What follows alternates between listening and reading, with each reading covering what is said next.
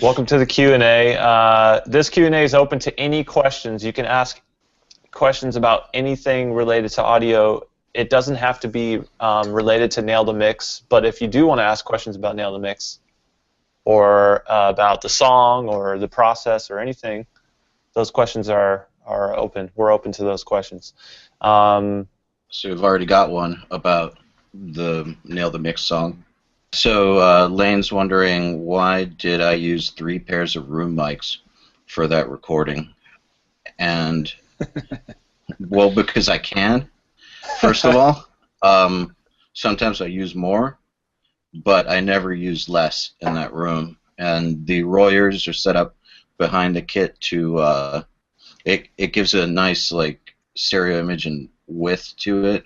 The mid-room 87s, I think that they sound really, really good crushed. They can add nice distorted flavor to everything, and then the 414s are really, really low to the ground to just pick up the drums more than the cymbals and stuff. I can't wait to mute them all when I mix it. Yeah. Well, that's another thing that's interesting about doing that on this type of recording is lots of times you do end up muting those mics or turning them way down. Yeah, the thing is it's better to have more than, you can't go back and like redo the session, so you might as well pick up as many things as you think you might end up using anyway. Especially if you can. If you have the luxury of time and location, you definitely should do it. Yeah, and, sometimes it's cool to automate different room sounds for different parts of the songs, too. For example, in a verse, you might want a tighter room sound and a more bombastic one in a chorus. But, I mean, I know the song in Nail the Mix is pretty aggressive, so I guess that kind of just defeats what I just said. But I'm just saying, like, in general, if you were recording something not as brutal, at least that's how I would use them.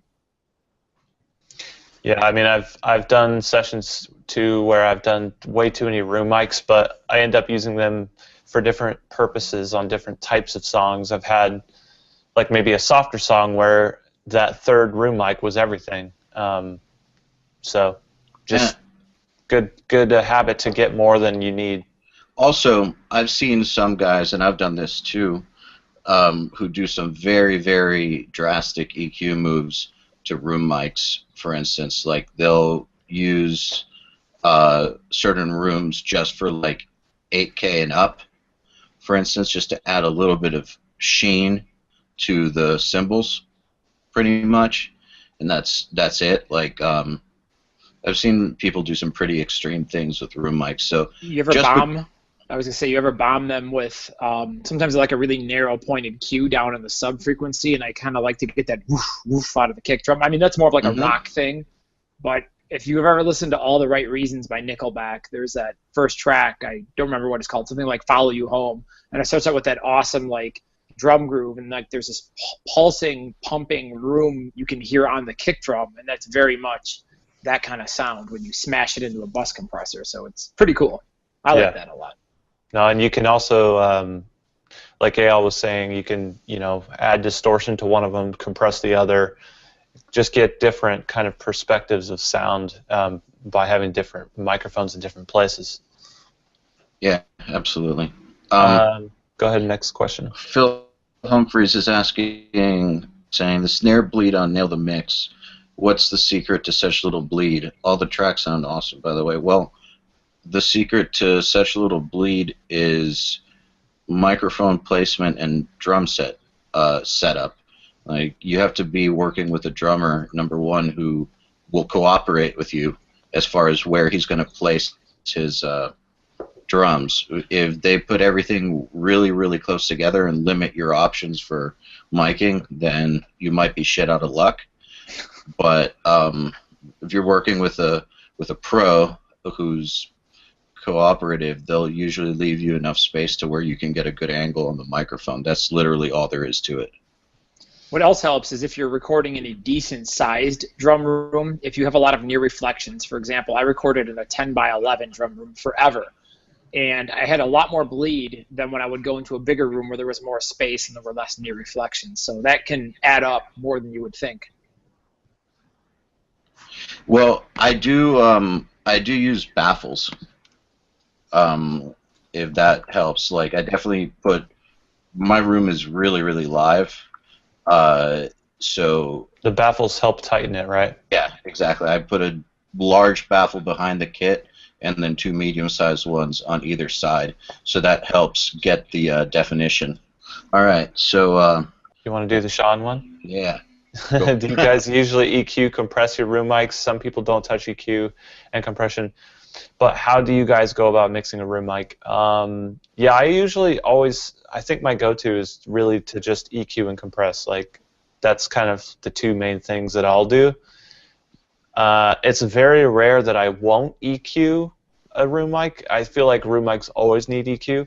But every once in a while, you'll work in a golden nugget room that just doesn't need really anything. Maybe a filter or two, but most of the time you got to have some EQ on there. And compression is everything for that because you can really just control the size. You want it to be bigger than it actually was, make it sound larger than life. You're going to need some compression. Yeah, definitely. I mean, I EQ the shit out of my room mics. I like to pull out. There's usually like a lot of mid-range. You know, you got to get rid of all that honky, nasty, muddy frequency stuff in there and try to get it clear. So I'm always pulling something out of like the 350 to 1K range. It just depends on the room. It depends on the tuning of the drums. It depends on the song and the tempo. But I like cleaner sounding room mics that have a good amount of low end and usually aren't super bright or not harsh. I'll also add that you should know what you're going for with room mics, especially with something like this where the music is super fast and super heavy and there's very limited space sonically to fit things in. You should know exactly what you're using the room mics for. Like, are you trying to add sheen? Are you trying to add size? Are you trying to add length? Like, what's the point of the room mics you're going to use? And then EQ and compress them accordingly. Maybe you're trying to just add energy to the whole thing. Yeah, no, I think another good thing to say about room mics is to put them up, listen to what they sound like, and then go out in the room and move them around and see if they sound better or different in other places, rather than just accepting whatever you did, whatever you put up in the first place. Jordan is asking, what processing, if any, did you do on the way in on Nail the Mix drums? None. Microphone to preamp in. You can have more options later, and if you really do want to still use outboard gear, you can go back and basically reamp all that. If you want to run it back out through a distressor or something, you can. I personally, when I record, I like to keep my options open, so I love that approach. Yeah, I think what you guys know, because you've watched me record drums, but I like to get the drums sounding great with nothing, no plugins, no nothing. And because I feel like everything you do past that should only help them. But if you start processing while you're getting drum tones, you may trick yourself. Especially if someone else is gonna mix it, or if you're gonna do a whole different mix later, you may be giving yourself false positives by processing the drums too hard when you're first getting tones. So I definitely like to just get them sounding great raw and then go from there. I think the key takeaway is the drummer on this track, Alex Rudinger, right? Mm-hmm. Yeah, he's obviously incredible as a musician, and having been in AL's drum room sounds incredible, and he obviously has incredible gear. So you put all three of them. And we had Matt Brown. Yeah, and you had Matt Brown as a drum tech, who I've also worked with, and he's incredible as well. So, you don't need to screw around when you have that kind of deck of cards in front of you. It's really just hit record and watch the magic happen if you don't screw it up as an engineer. Yeah. Yeah, it could be really hard to see that for the people who are working with the non-Alex Rudingers of the world.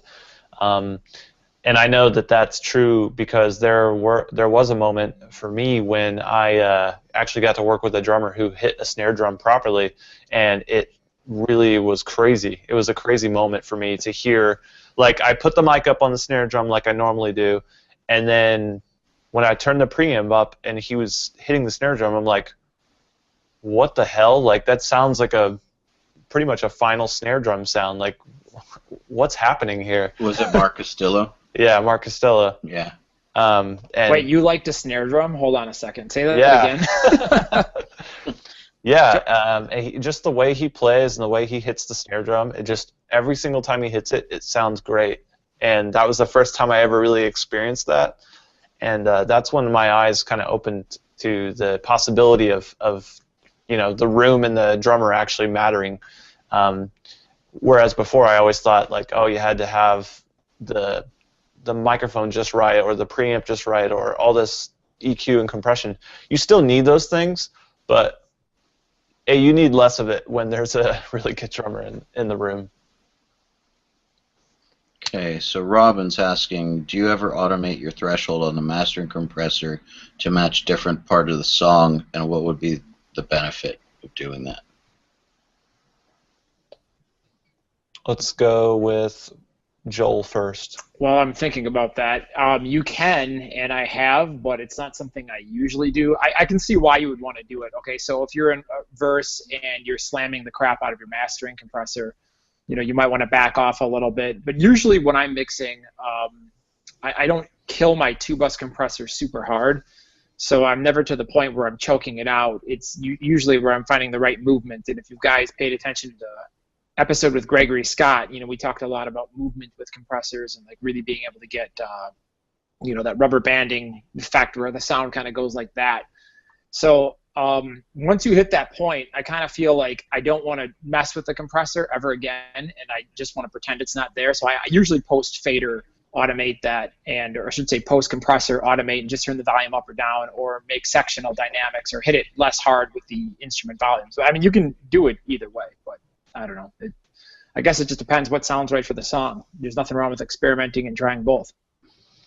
Yeah, the crystal algae thing is like to mess with the release based on the sort of tempo of the song, rather than doing it based on the response of the sound of the drum itself. I tend to set my release based on the sound of the response of the drum itself. Like based on a single hit, I'm setting my release on how it reacts to that single hit. Whereas other guys might mess with doing it on the tempo, so that it's like a quarter note long or an eighth note long. But the problem with that is, and especially for this kind of music, it just doesn't make any sense, because the kicks are going to be all over the place. There's not really going to be any sort of consistency to the kick patterns that the drummer plays.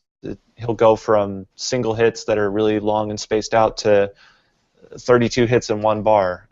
So setting the release like that can be done. Now, going back to what you said, automating the threshold, that's where that can get interesting, because then you can automate it for those sections where it goes really fast, and then change the setting for when it starts to go really slow, and you can get some nice sounds. But I think ultimately just use your ears and kind of figure out if that's beneficial to your mixing goal for that song. All right, so this question is by Gabe. He didn't ask it in the question box, so Gabe, make sure you submit questions in the question box. I want to get to it before it disappears off the page. So Gabe is saying, the solo in the middle of the track was incredibly clear, and my Kemper delivered an immediately great tone with no nasally or honky character. I'd love to know more about the guitar, pickups, etc., and why it stood out in sounding like that. Okay, well, that solo in the middle of the track was my guest solo on there, and I used my custom Iceman that has Duncan distortion in the bridge, and it stood out because I took a long time to make sure that it was arranged properly to go with the music. It wasn't just like a solo. I always write solos to make sure that the music underneath it is a stage, basically setting a stage for the solo to shine on, like, as opposed to some guys that literally just write a solo, like, and are not trying to take the song to the next place. So it's arranged to stick out, and I find that sometimes, unless I'm working with a super incredible, like, best in the world type guitarist, I can get better results out of myself than some other guys, because I just understand the arrangement thing a lot more. Yeah, I think that we say this all the time. Maybe it feels like a broken record to me, but maybe it's not to everyone else. But like, you know, the better the material is, the easier it is to mix. It's just the truth. I mean, if you put a lot of thought into that arrangement and you choose those notes really wisely, you're going to end up with something that just kind of mixes itself. You know, you're just there to make it more pleasing, or to make it more bright, or to make it like, you know, blend in a little more, or, you know, maybe you're adding energy.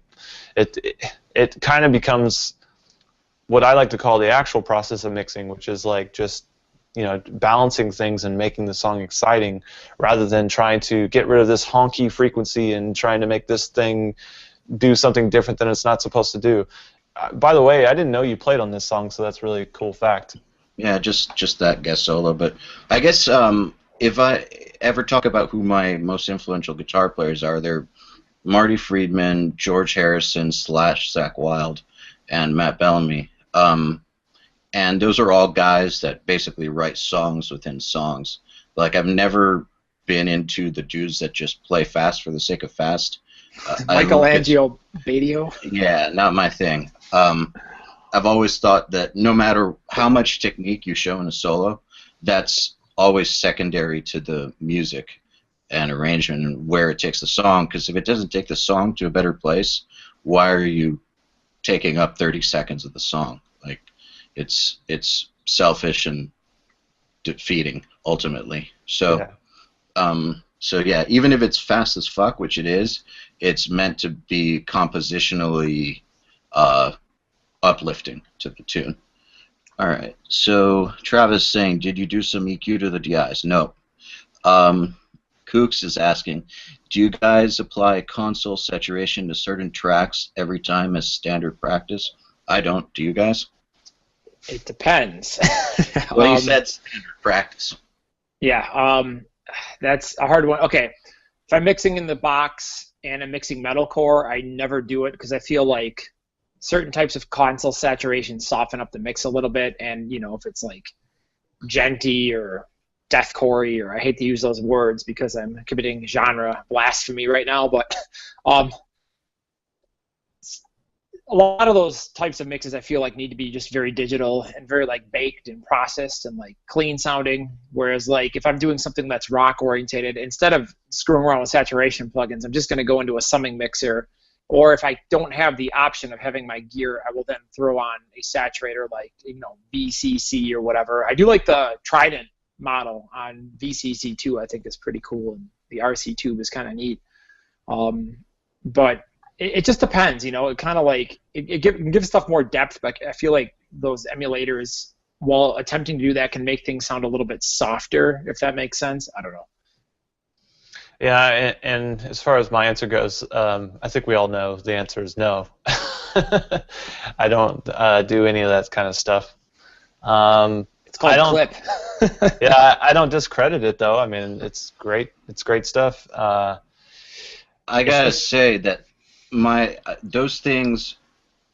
Let's put it this way. I think that a lot of guys who have never worked with any analog gear, they read about harmonic distortion that gets added when you go analog and through tape and all this stuff, and they think that it's a lot more of a noticeable sound than it really is. They don't realize how subtle it is in real life, so they get these console emulators and they turn them way up and add all kinds of weird distortion and artifacts and just garbage to their tracks. And I think it's based on the fact that they've read Gear Sluts too much or too many reviews, and they think that this harmonic distortion thing is a very, very prominent part of the sound, when in reality it's just a tiny little nuance that your ears have to be pretty advanced to even notice, in my opinion. The side mic, Johannes is saying, side mic on the snare sounded great. How do you guys treat the channel in the mix? Well, for me, the side mic was just to add a little bit of energy to the snare, so I distorted, on my version, I distorted the crap out of it and just boosted the mids. What did you do, Joel? And I kept it quiet, too, real quiet. Yeah, By the way, just real quick, I don't know if people realize that Joel actually mixed this one. I don't know if we ever said that anywhere. Yeah, So, I did Surprise! I did the original that came out like a year and a half ago, 2 years ago, and then Joel did this one. yeah. So Yeah, how'd you use the side mic? Ooh, my secret. You'll have to wait for the seminar. No, I'm kidding. I didn't use too much of it, if I remember correctly. Because I remember asking Al, I'm like, dude, what the hell did you do with that side mic? I'm like, it sounds cool, but I usually don't mic the side of a shell. So sometimes, what was fun about this for me, I didn't engineer it, so I was mixing something, and I got a couple of tracks that I normally am not used to. So I, just kind of threw it in there to add just a little bit of body and tone, and I don't know, I didn't add much. I just added enough where, like, if you muted it, you'd notice, but I think I added a little bit of distortion, like Al said, and a little bit of EQ. Yeah, it's just meant to be a layer, really, to the snares. It's not meant to be a main one. Okay, so let's see here. Austin is saying, Joel, what's your secret to mixing so fast? Do you mix at very low volumes? Any tips on upping my speed and efficiency? Oh, I got lots to say about this. I'll try to condense it down. Okay. Because I have to mix so fast, because we mix so many bloody songs in such a short period of time, and usually under ridiculous deadlines, like, oh yeah, I'll have the song to you at 2 in the afternoon and I need it done by 5 p.m. or else, So I have a really good assistant who we have worked very hard to systematize every single little song. So when I start mixing a song, it's already kind of mixed. Like, I've already got the samples picked out roughly. Okay, so maybe I'll have to change one, but it's already routed. Everything is, in the right chains.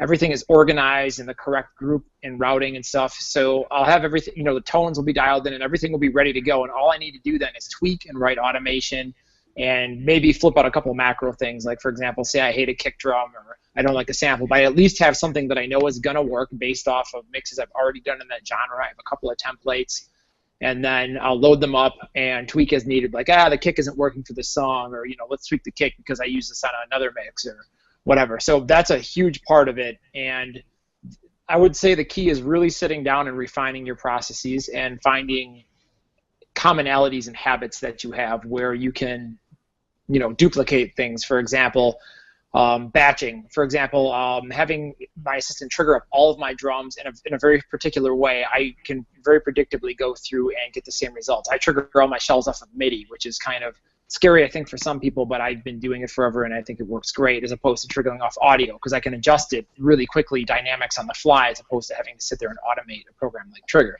So just different things like that, just little workarounds. What was the second half of that question? Do you mix at low volumes? I mix at medium low volumes, like I would say conversational level. Sometimes I go up loud, but generally not too much louder than I talk. So I think it's important to check at high volumes, though, too, during the process, just to know what does it sound. Yeah, what does it sound like when it's like pushing a lot of air real fast through, in a space. The other thing about efficiency, though, I was just going to say, it's like all about being really just comfortable with your tools. I feel like, if you're still kind of learning what 500 hertz sounds like versus 5,000 hertz and that kind of stuff, you're not going to be fast at mixing. You got to really be comfortable with what EQ, how EQ works, how to use a compressor, how to make those things do, how to make it so that it's easier for you to accomplish your goals that you have in your head or whatever you're trying to do with the mix.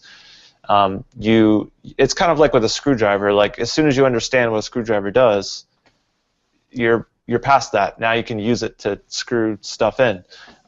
It's the same thing with audio, but audio tools are more complicated, so it takes longer to understand them. But you go into mixing something and you use those tools, but you don't necessarily know 100% how they work. So just spending more time with the tools, getting more familiar, and being able to utilize them so that it's almost like second nature.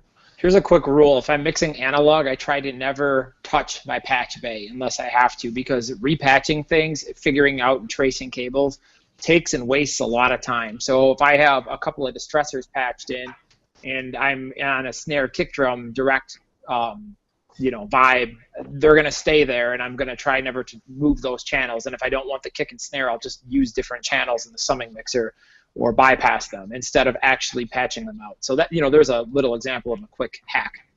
Yeah, and the thing that we preach on the podcast all the time is to get yourself into a state of flow so that you're not really doing technical things while you're trying to be creative.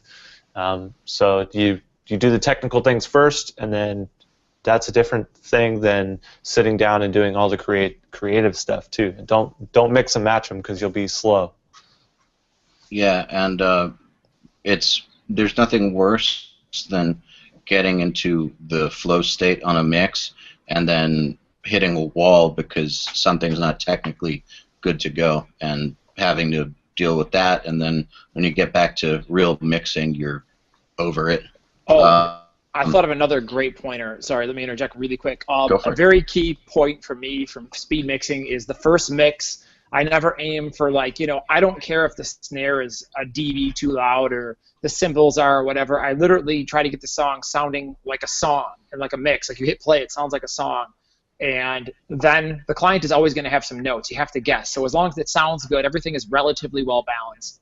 And there's nothing brutally harsh or anything that really sticks out as really odd. I just try to get a good solid mix because I know it's going to need to be molded, and then I can get away from it for a little bit and then come back and have more perspective and get it done faster because the client will hear it, they'll have their notes, and that way I'm not sitting there for hours dialing in like a snare drum or a kick only to find out it's the wrong snare drum and the client didn't like it.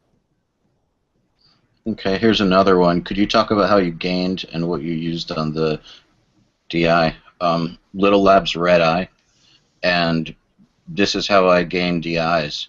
I make the guitarist play the hardest possible thing he'll play and make sure that it doesn't go past the yellow on the meters, and then that's it. And by hard, you mean loud, right? Well, yeah, like hitting really, really hard with his pick, all the strings, just trying to make as much obnoxious noise as possible on the guitar just to make sure that nothing clips. That's it. I do the same thing. Yeah. That's all you really have to do. I mean, it's all just getting the level set and ready to go. It's the thing about DIs is that most of them are pretty transparent, so you're not really gaining anything by going past some kind of magical threshold or anything like you would with some type of analog gear. It's just a matter of getting the level loud enough to where it's being picked up properly and you can see it in your session and all that. Yeah. Let's see here. Emil says, what are your go-to limiters, maximizers, and clippers? I'm going to answer this shamelessly and say JST clip. It's true. But what are our current go-tos? L1. L1. Yeah, L1 is a great limiter. ITB, absolutely. Hardware like LA3As or distressors. For mastering, geez, Ozone, FGX are awesome. Yeah, Ozone for me. Yeah, the what's it called? The Fab Filter one is also really good. Yeah. So Phil Humphreys said I noticed the kick wasn't quantized. He's that good? Yes, he's that good. There's no need to turn him into a robot. If you're ever blessed to work with someone who can play like that, you don't need to mess with it. That song was literally done in 2 takes. One got to about 3/4 of the way, and then there was a sloppy fill, so we just punched in the second half of the song. That was pretty much it. But if you need me to come down there and show you how to drum, I'll yeah. I can do that pretty good. So I got a funny comment about that though. So I sent over the test mix or the reference mix to you guys, and Joey replies back and he's like, dude, what's up with that snare double bass part? It's a little bit off. You got some weird flamming on the sample. I'm like, no, dude, it's just straight up natural drumming. And he's like, oh, cool, all right. Yeah, but your final mix ended up making that sound better though. It sounds more smooth, and I think there is a way to end up with kick and snare settings that don't quite I don't know how to explain this, but there's like a phenomenon where the way that you mix something can definitely influence if it sounds like it's more on time or not, even if you're not fucking with the time. Yeah, like you're focusing on different things. Like you're not noticing the time because something else is catching your idea. And I think the good mixers are the ones that know how to ebb and flow with all of the different artists' tracks. So like they'll turn the vocalist down at just the right moment so that it kind of hides a little bit of whatever shittiness is maybe in there. I wish I had a better way to explain that, but that's how it works. It's just I guess being really observant to what every person is doing at every given time and reacting to it properly. And when there's parts like, say he's playing a fill and there's double bass going underneath, or there's snare and kick like going at the same time, or really fast double bass with a lot of snare happening, maybe not always on top of each other. Sometimes you just have to automate an EQ to get one out of the other's way, or turn one of them down a little. You got to just decide which of the instruments is the one that needs to be at the forefront and which one is supporting it. Yeah. So, absolutely. Martin is saying, how do you usually treat pretty dynamic bass? Something like Waves Bass Rider or manual automation before compressor? Can I go first? Okay. In L1, there's a setting, and it goes like this. Or is that backwards? Hold on. I'm looking backwards at a screen. Take the threshold all the way down, output all the way up. Done. That's the quick version, but the best way is actually to record it with the bass being consistent level, or automate it. Yeah, LA3A is another good limiter for bass. That setting really does work, but it does. You can't deny but it. if you want to capture some of the dynamics that the bass player imparted into his performance, but still control it so that it's not ridiculous and crazy, then an LA3A is a good option, or just a standard console compressor. I like to use the SSLE channel made by Waves. It's a really good compressor that you can use to control things, but still retain the nice dynamic and life that comes with the performance. Eric is saying, what was the hardest part of the mix for you? Also, how about me and you both answer this separately, Joel?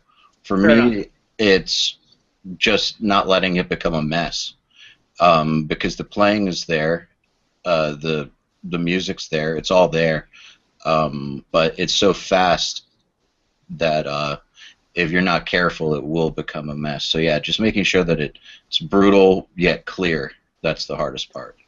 For me, it was capturing the correct amount of aggression. And what I mean by that is there's a lot of like kind of riffs. It's not just like dun, dun, dun, like really low and just heavy.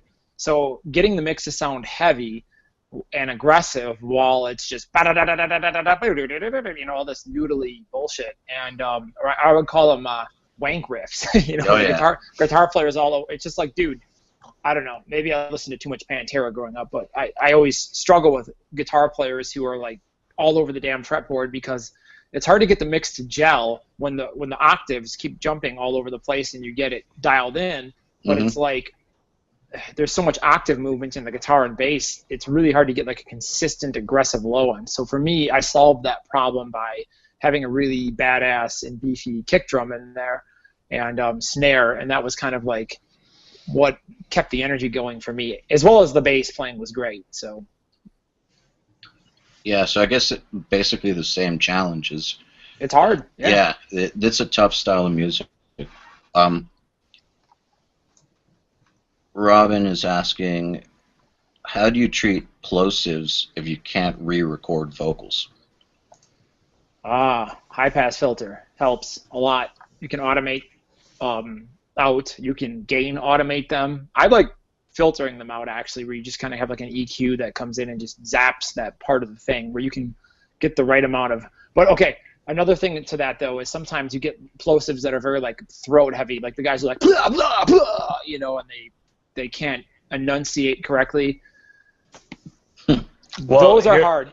Yeah, I was gonna say there's really two ways to treat it, and both of them require manual interaction with the signal and going through and treating each one separately. One is cutting the plosive out and then changing the volume of that cutout. And one easy way you can really do that, which is DAW agnostic, is to have 2 tracks with the exact same settings, and then just turn the second track down a little bit, and every time you have a plosive, cut it out and drag it down into that second track. No automation needed, no worries. The second thing you could do is highlight each one and apply a static EQ setting to it, which is a high-pass filter. But sometimes even that doesn't work perfectly, so there's no perfect fix, but those 2 things will get you by. Cool. It's irritating to deal with. Yeah, just to get it right the first, if you can. Call the singer and take a hit out on him. All right, so Sean is saying, Joey, I noticed your headphones. I'm guessing you use them to reference mix with them. What headphones would you recommend getting for tracking vocals? One for the vocalist, one for the producer. And what headphones would you get to reference mix, or do you use the same ones? Thanks. So as far as headphones go for me, I really kind of just have 2 pairs of headphones for myself. And it's going to sound ridiculous, but I have these earbuds here. I knew you were going to ask this question. That's why I have these. No, I'm just kidding. These are the ones that just come with the iPhone 5. And they actually are pretty clever the way that they're designed. It's designed around the ear canal and how it's shaped and how it works. So the bass response is actually proper, as opposed to a pair of normal headphones where the bass just kind of comes out of that little tiny speaker and doesn't really do much.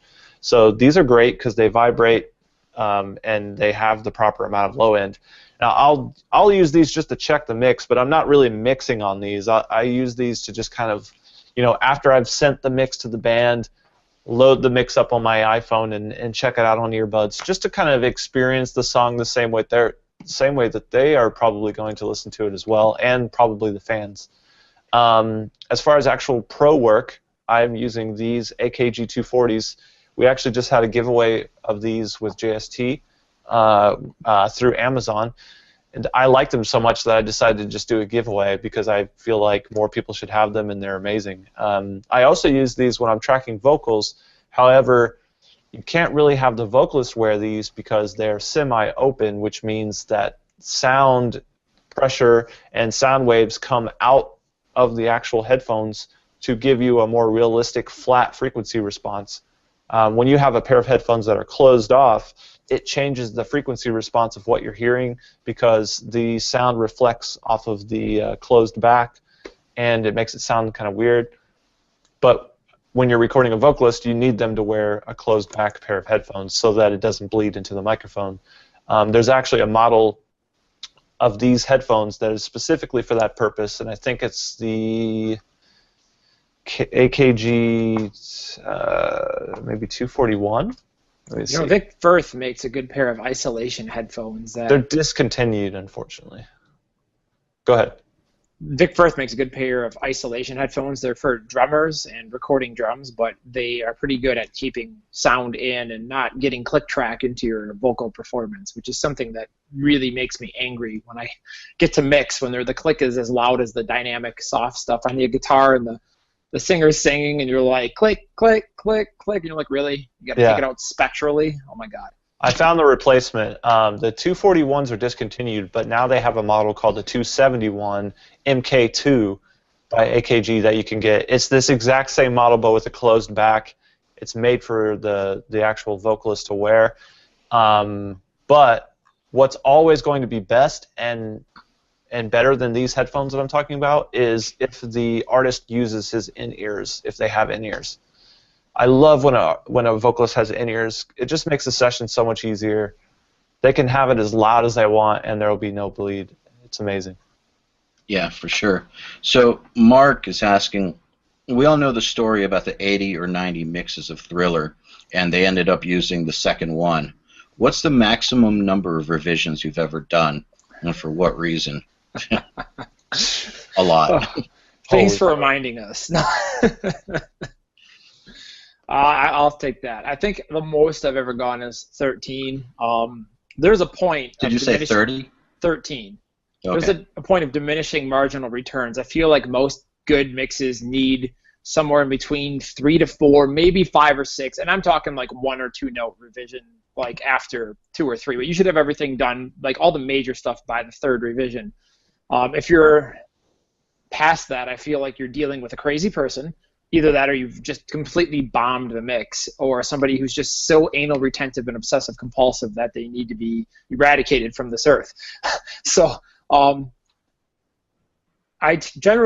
really try to discourage people from going to that level, because, you know, while we care and the artist cares, and it's, you know, you want it to sound as great as you want to, reality is, you know, my mom will put on a song and she'll be like, oh, I like the song, this is a great song, or oh, this band is terrible. She's never like, you know, if that snare drum just had 0.2 at 8K, the whole song would just be so much better. That vocal performance would have really came to life. And, you know, your cymbals are just a little bit too harsh. No one cares. Like, literally, no one cares. And it's weird because it matters, but it doesn't. And as soon as you learn that, that was like one of the biggest aha moments for me as a mixer. And going back to what you asked earlier, Austin, about mixing fast, you have to train yourself to care, but not care. And what I mean by not care is, you need to know when to let go and not get obsessive. So sometimes you have to have that talk with bands and be like, listen, you're literally changing all the mix, then you're running yourself back in circles, and then you're fixing the things that you screwed up. How about you just let me mix the song because you hired me to do it, and just trust my judgment? Because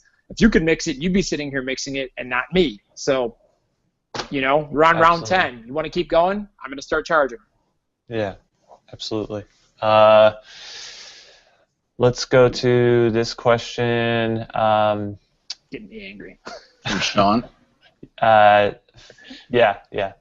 All right, so, Joel.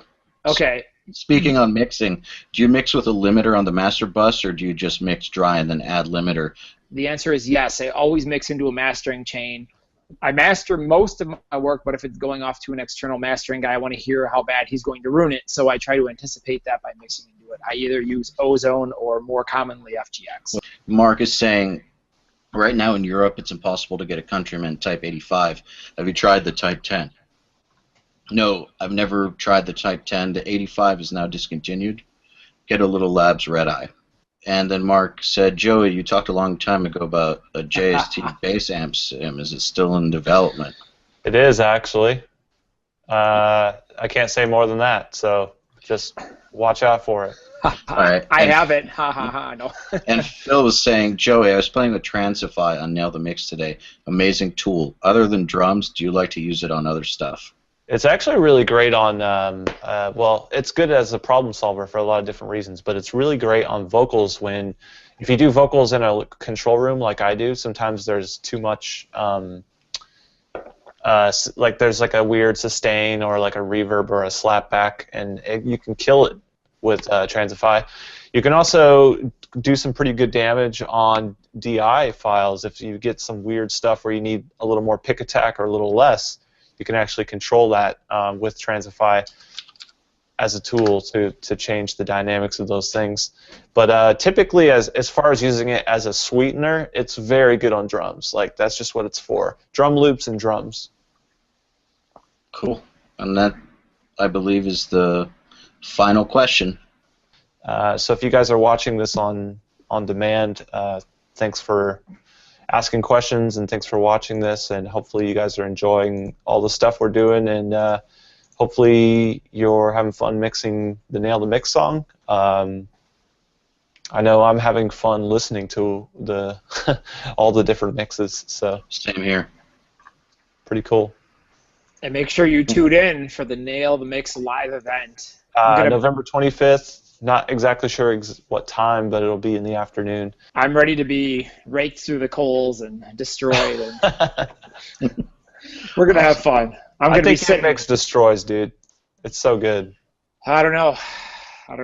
We'll see. Well, I'm mixing everything from scratch all again, so I've mixed it once, but I don't know. We're going to have fun. I'm excited. This is going to be cool. Cool. Well, thanks for tuning in, guys.